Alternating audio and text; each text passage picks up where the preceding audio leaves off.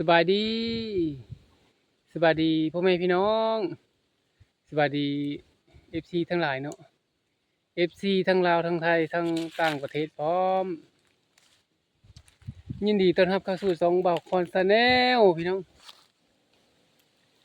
มื้อนี้ก็มาพบมาพ้อกันกับบ่าวคอนอีกคือเก่าพี่น้องอยู่ไร่อยู่นาอยู่หัวอยู่สวนคือเก่าพี่น้องมื้อนี้บ่าวคอนมีไก่ต่อ2ตัวมื้อนี้นะพี่น้องคู่หนึงเป็นตัวแม่กับตัวผู้คู่หนึงพี่น้องมีพี่น้องเอาให้มาเลี้ยงเพิ่นเห็นบ่าวคอนมักเลี้ยงไก่ต่อก็เลยอยากแบ่งไก่ต่อมาให้เลี้ยงอีกตื่มเพิ่นว่า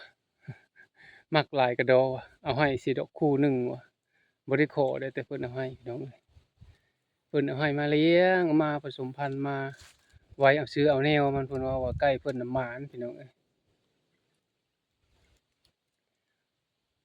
อยากเบิ่งเลยเนาะพี่น้องแต่ก่อนสิไปเบิ่งก็ฝากกดไลค์กดติดตามเด้อพี่น้องเด้อเพื่อเป็นกำลังใจให้บ่าวคอนเฮ็ดคลิปเฮ็ดวิดีโอต่อไปพี่น้องไปเบิ่งกันเลยพี่น้องเบิ่งกันเลยไป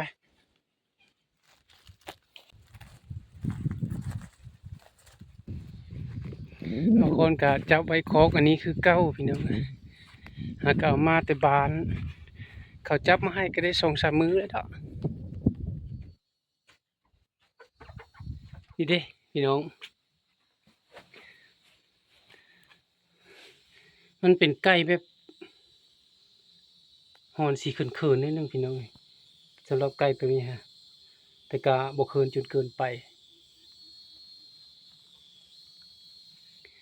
ไก่นี่คันสิกะเบิ่งนี่ประมาณอยู่5 เดือนพี่น้อง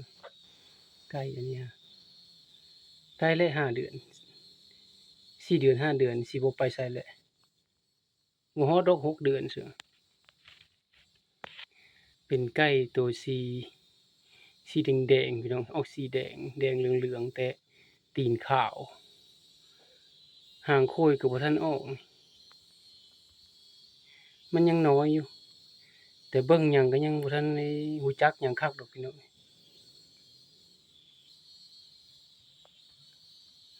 ตัวแม่นี่สิบ่เว้ามื้อนี้ฮะตัวแม่เพราะว่ามันยังน้อยตัวแม่นี่ก็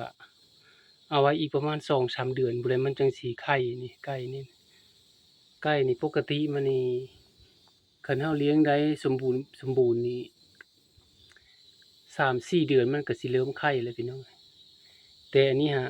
สงสัยเขาเลี้ยงมาแบบธรรมชาติเกินไปนะมันก็เลยน้อยมันเป็นไก่กระยอดอยู่แล้ว เพราะว่าเขาเลี้ยงตามธรรมชาติเด้เขาบ่ได้สู่ครัวมันอยู่นาเขาก็ปล่อยละตามใจนะคอกเขาก็ยังบ่ได้อัดเกลือเข้าก็เป็นข้าวเปลือกข้าวหยังข้าวป่ายเล็กน้อยนี่แหละเขาหว่านให้เพราะว่าไก่เขาน่ะมันหลายพี่น้องเอ้ยปนกันแต่นี้เขาเห็นมันเป็นลูกไก่ต้อก็เลยจับมาให้บ่าวคอน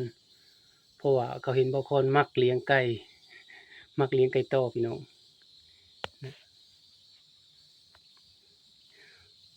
ขนมันก็ยาวอยู่พี่น้องเนาะขนคอมันก็คุมบ่าคุมหลังคุมไหล่อยู่นี่ขนคอมันก็ส้อยหางมันก็ยาวอยู่นี่สมมันนั่นแหละเนาะสมมันยังน้อยนั่นแหละแต่กกหางมันก็ฝุยฝ้ายมันก็ขาวพี่น้องไก่ตัวนี้นะขาวคักเป็นไก่ขนหลายกระโตมันน่ะน้อยๆแต่หะกันจับนะเบิ่งทรงมันคือใหญ่ซื่อๆแต่ว่าจับแท้ๆนั่นเบิ่งสิจับให้พี่น้องเบิ่งเด้อจับให้พี่น้องเบิ่งก่อนอย่าออกมามึงน่ะอย่าหยุดเดี๋ยวเขานี่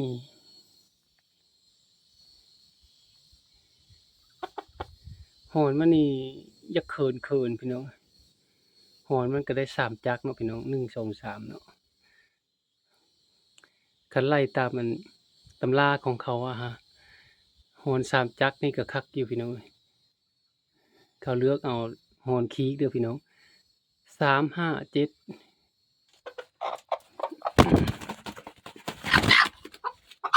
ยาคนโหนมันก็ตามนี่น่ะไปกันอยู่หั่นแต่มันอยากยุ่งหน่อยหนึ่งอืมยุ่งเบิ่งหยังยังบ่ทันได้รู้จักคักดอกพี่น้องเพราะว่ามันเป็นไก่ยังน้อยเนาะเนี่ยเนี่ยนั่นเด้นี่ถ้ารอลุ้นปีหน้าพี่น้องเอ้ย